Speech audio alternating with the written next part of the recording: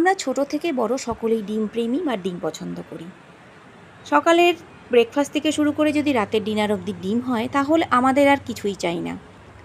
তাই তোমাদের সামনে চলে এলাম ডিমের আরেকটা রেসিপি নিয়ে।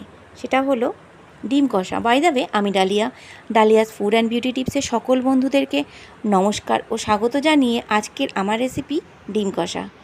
ভিডিওটা শুরুর থেকে শেষ অবধি দেখবে, তাহলেই জানতে পারবে কিভাবে আমি এই ডিম কষা করছি।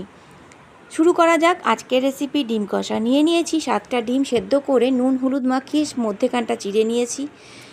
মশলার জন্য নিয়েছি 2টো টমেটো কুচি, 3টে পেঁয়াজ কুচি, সামান্য আদা, একটা ছোট ক্যাপসিকাম কুচি, 4টে লঙ্কা। ফোড়নে লাগছে কালো জিরা, শুকনো লঙ্কা, অল্প দারচিনি, 2টো লবঙ্গ, একটা তেজপাতা। আর লাগছে ধনে গুঁড়ো, জিরে গুঁড়ো, নুন পরিমাণ মতো আর হলুদ। এবার আমি কড়াই বসিয়ে দিয়েছি, কড়াই তেল দিয়ে দিয়েছি। গরম হলেই আমি ডিমটা দিয়ে দেবো। ডিমটা একটু ভাজা ভাজা করে নেব। করে দেখো আমার ডিম ভাজা হয়ে গেছে। এবার যে ক্যাপসিকাম কুচি পেঁয়াজ কুচি দিয়েছিলাম সেটার কাঁচা গন্ধটা যেন না বেরোয় তার জন্য একটু তেলে সাঁতলে নেব একটু নুন দিয়ে। আমার সাঁতলানো হয়ে গেছে। আবার কড়াইতে তেল দিয়ে ফোড়ন দিয়ে দেব শুকনো লঙ্কা, তেজপাতা, কালো জিরা দিয়ে ওই ধনে গুঁড়ো জিরে গুঁড়ো যে নুন আর হলুদ রেখেছিলাম ওটাকে একটুখানি জল দিয়ে এটাকে একটু টানিয়ে নেব বা একটু কষা কষা করে নেব।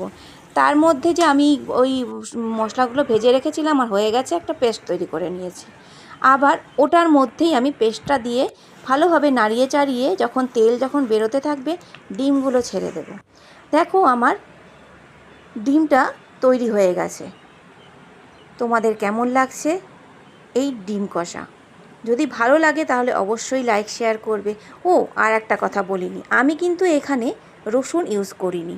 তোমরাও রসুন না দিয়ে ডিম কষা এইভাবে করে দেখো, খুব ভালো লাগবে খেতে। আর ক্যাপসিকাম এরকমভাবে পেস্ট করে দিও, দেখবে একটা আলাদাই একটা ফ্লেভার আসছে এই ডিম কষাতে। তোমরা এইভাবে খেয়ে দেখো, রুটি বা লুচিতেও খেতে পারবে বা ভাতের সাথেও ভালো লাগবে। আজকের এই ডিম কষা রেসিপিটা যদি তোমাদের ভালো লেগে থাকে তাহলে অবশ্যই একটা লাইক করো, শেয়ার করো আর আমার চ্যানেলটাকে সাবস্ক্রাইব করো আর বেল আইকনটা প্রেস করো, তাহলে সবার ফার্স্টেই তোমাদের নোটিফিকেশান পৌঁছে যাবে ভালো ভালো রেসিপি।